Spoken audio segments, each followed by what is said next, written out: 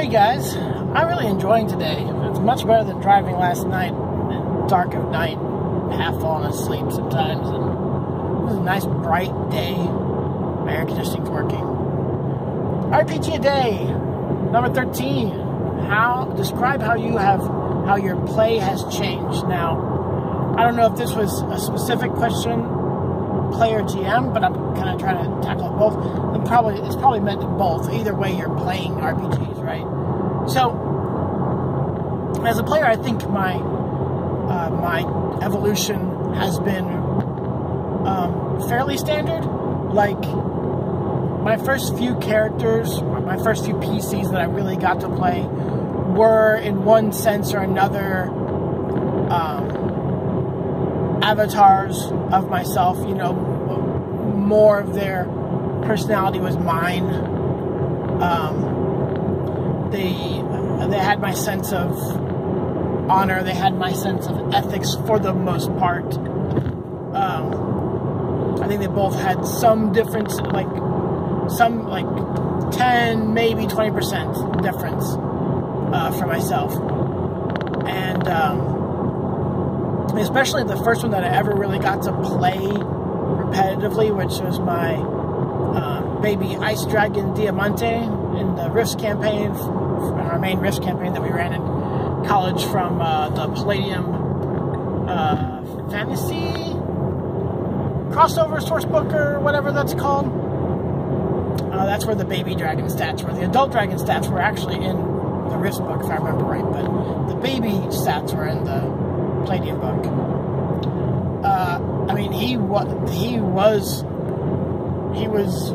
me, wishing to be a dragon, wishing to have the power and the power, if not the authority, then to really no authority, but there's really just the power to execute where I felt wronged, and you know, a lot of the things that I was still looking for back then.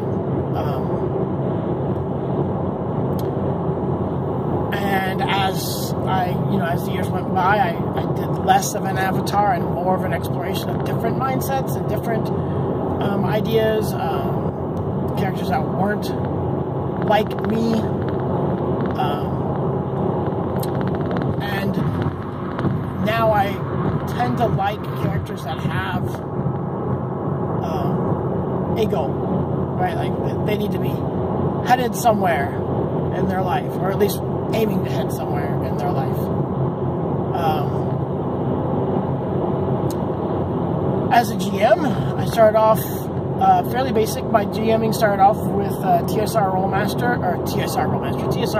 Marvel superheroes, and I had some stories that I had made it myself, but mostly I owned a lot of adventure modules, and I would try to run those.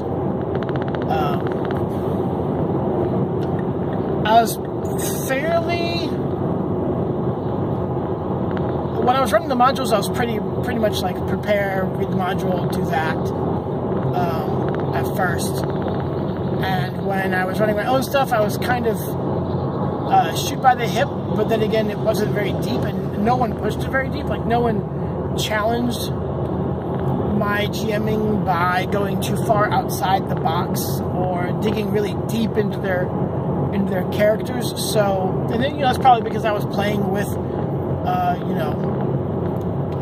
other year mates, other freshmen and sophomores in college during my first year of college. So they were probably along the same maturity length that I was. Along the same path.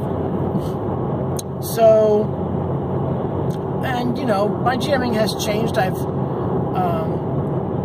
been more prepared at times. I've been less prepared at times, and been okay with it. I've decided to change tracks in the middle of a session. Since I usually run Rolemaster, I don't always have them suddenly. I don't do random encounters, because that would have to mean coming up with the stats, and that's a little long. Or at least finding in the books is a detraction that I don't necessarily want to have. I think my GMing has changed mostly in what I would really like to see out of my players. that's one way that my GMing has evolved. Like I want my players to have those kinds of characters that have personal goals that are going somewhere beyond the next level. You know, I would like them to have a personality. You know, some flaws and some wonderful moments, not just a weapon preference. And also, the other big thing I would say for my GMing has changed is the idea of no longer running completely open-ended campaigns.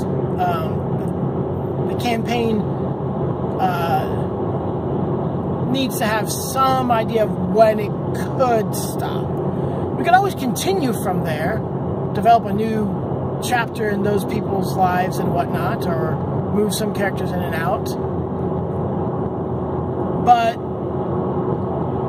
I've always done the open-ended, and I talked about this in RPG A Day last year, in 2017, that I've always done very open-ended, and then my campaigns always ended suddenly with a whimper and not with a bang. And I think that's because if you want a bang, you've got to plan for it. You can't just go out with a bang. I mean, you could still plan for it, I guess. You would just have to know that your group is running its course. And I guess that's something that I've never done, is consider that my group is running its course and decided to tie it up. It's always been more like, come on guys, let's keep going. And they just don't have the desire to anymore, and so it would whimper out.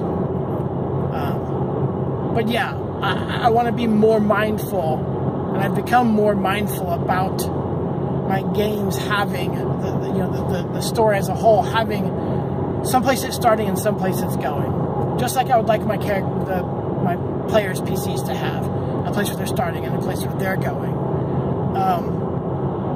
That's always a good place, like especially if you're someone like me who wants to try out different systems and doesn't always want to be the GM and sometimes wants to be the player. You know, it's a good place to switch tracks. It's a good place to take a month or two off, whatever. But I feel like I've become much more comfortable shooting from the hip, and I have story aimed without being narrative desires of my campaigns and my players' PCs. I think that's how I would say that has changed.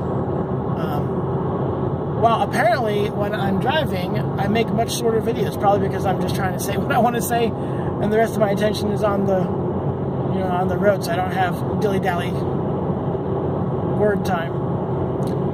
That's interesting. So, hope you guys are having fun. I'm having fun, other than being behind, as usual. Again, I really intend to actually have these videos done in July, honestly, but it hasn't happened yet. We'll see. Talk to you guys later.